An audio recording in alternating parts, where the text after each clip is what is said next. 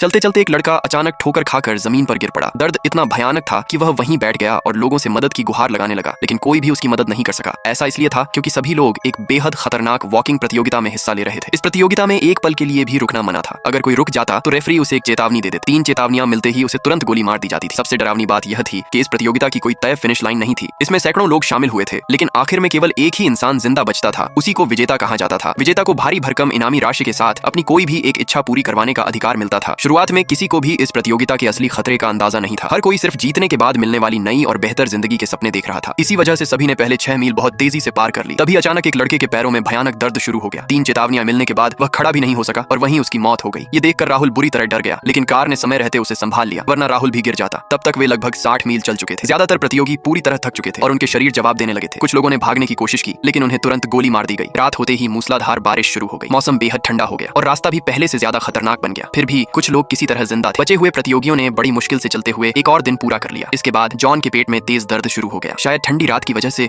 उसकी तबीयत खराब हो गई थी। उसे शौचालय जाने के लिए केवल 8 सेकंड का समय दिया गया था। अगर वह रुकता तो उसे चेतावनी मिल जाती। साफ सफाई करने का भी समय नहीं था, इसलिए सभी को बदबू सहते हुए आगे बढ़ना पड़ा। हर गुजरते दिन के साथ हालात और भी बदतर होते गए। 5वें दिन सैकड़ों प्रतियोगियों में से केवल 6 लोग ही बचे थे। बाकी सभी रास्ते में ही मर चुके थे। जब वे शहर में वापस पहुंचे तो राहुल ने भीड़ में अपनी माँ को देखा। वह बेहद भावुक और घबरा गया। उसका मन हुआ कि दौड़कर माँ के पास चला जाए, लेकिन जॉन ने समय रहते उसे रोक लिया। अगर राहुल दौड़ पड़ता तो वह अपनी मौत को खुद बुला लेता। कुछ देर बाद जॉन की नाक से खून बहने लगा। उसे समझ आ गया कि उसके शरीर के अंदरूनी अंग बुरी तरह क्षतिग्रस्त हो चुके हैं और अब वह ज्यादा देर तक जिंदा नहीं रहेगा। इसलिए उसने अपना लॉकेट अपने दोस्त को सौंप दिया और चलना बंद करके हमेशा के लिए अपने दर्द का अंत कर दिया। 126 मील पूरे होने तक केवल 3 प्रतियोगी ही बचे थे। रेफरी उनका मजाक उड़ा रहे थे और दर्शकों की चीख पुकार लगातार तेज होती जा रही थी। जॉन को महसूस हुआ कि उसके फेफड़ों में खून भर चुका है। उसने सभी को आखिरी बार अलविदा कहा और अगले ही पल उसके पीछे से गोली चलने की आवाज गूंज उठी। अब मैदान में केवल कार और राहुल ही बचे थे। उन्हें देखने के लिए लोगों की भीड़ और भी ज्यादा बढ़ गई थी। आखिरकार वह पल आ गया जब राहुल कार से आगे निकल गया। अब वही इस मौत के खेल का आखिरी जिंदा बचा हुआ इंसान था। ये देखकर पूरी भीड़ हैरान रह गई और रेफरी ने राहुल को विजेता घोषित कर दिया। राहुल ने भारी भरकम इनामी राशि के साथ अपनी एक मनचाही इच्छा पूरी करवाने का अधिकार भी जीत लिया। आगे एपिसोड देखने के लिए कमेंट में यस लिखे।